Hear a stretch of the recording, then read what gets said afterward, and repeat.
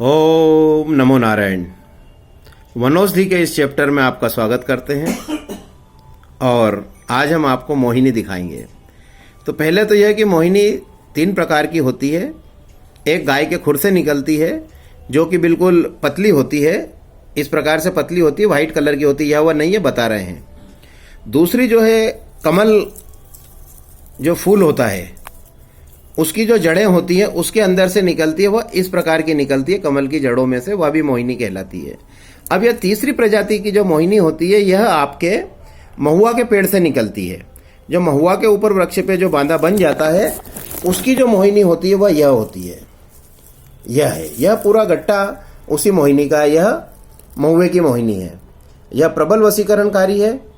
जहाँ भी लड़ाई झगड़ा कुछ होता हो, परिवार में कलह होती है, नौकरों में कुछ हो जाता है, यहाँ पर यह बहुत कार्य करती है। सास बहू के झगड़े निपटाना हो, पति पत्नी के विवाद हो, कलह हो, और सबसे बड़ी बात यह है कि जिन व्यापारियों का व्यापार कम चल रहा हो, घर परिवार में आमदनी की कमी हो, उन सारी स्थितियों में यह मोहिनी जो कि महुआ वृक्ष की है यह पर्याप्त काम करती है और आपको बहुत लाभ देती है। यह वैसे तो इसके ऊपर मंत्र सिद्ध भी किए जाते हैं, सभी प्रकार से पूजा पाठ की जाती है, मगर सामान्यतः भी इसका अपना असर है।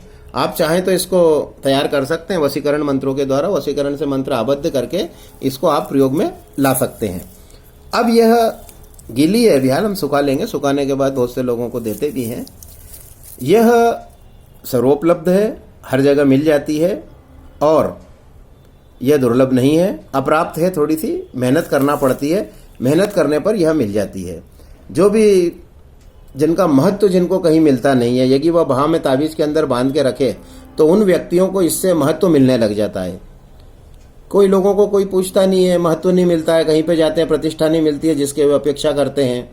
तो ऐसी स्थिति में इसको ताबीज में भर के आकर्षण मंत्रों से आबद्ध करके अगर चौकी बना के पहनी जाए तो यह उसमें भी काम करती है। और धनाकर्षण में तो यह प्रबल है। जिनकी ग्राहकी कम चलती है, पैसा नहीं आता है, जिनके पास पैसे की कमी बनी रहती है, व्यापार नहीं चलता है, वहाँ पे अगर ये गले में रखते हैं तो उसके अंदर भी उनको बहुत बरकत होती है, उसके अंदर बड़ी वृद्धि होती है, यह देखी जाती है। मगर इसको आप क्या करें, जब भी लाएं तो इसको जो है हमेशा गुरु पुष्य नक्षत्र में लाएं धन के लिए। और तंत्र प्रयोग आकर्षण वकीकरण करना है इसका अगर कुछ भी, तो आप रवि पुष्य नक्षत्र में लेके आएँ। और रवि पुष्य वह होना चाहिए जो वर्ष में एक बार जब सूर्य पुष्य नक्षत्र में आता है उस अवस्था में लाएं, ना कि चंद्रमा के रवि पुष्य में आप लाएं। बाकी गुरु के लिए आप चंद्र पुष्य नक्षत्र गुरु वाले का गुरुवार का प्रयोग कर सकते हैं, क्योंकि वो 12-13 साल हम वेट नहीं कर सकते, 1 साल तो हम वेट कर सकते हैं। रवि पुष्य और गुरु पुष्य में यही लफड़ा है कि जो साल भर में बताए करते हैं गुरु पुष्य आ गया, रवि पुष्य आ गया, ना वह गुरु पुष्य है ना रवि पुष्य, चंद्रमा का रवि पुष्य है। जबकि हमें चाहिए रवि पुष्य नक्षत्र में, गुरु पुष्य नक्षत्र में।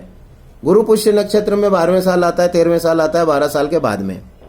और सूर्य जो है पूरे 350 दिन के बाद में आता है पुष्य नक्षत्र में। इस तरह से यह प्रक्रिया चलती रहती है। तो आप यह प्रयोग करें। बहुत बहुत धन्यवाद आपका। यह एक बार फिर बता दें, यह महुआ की मोहिनी है। बहुत बहुत धन्यवाद आपका। Very good.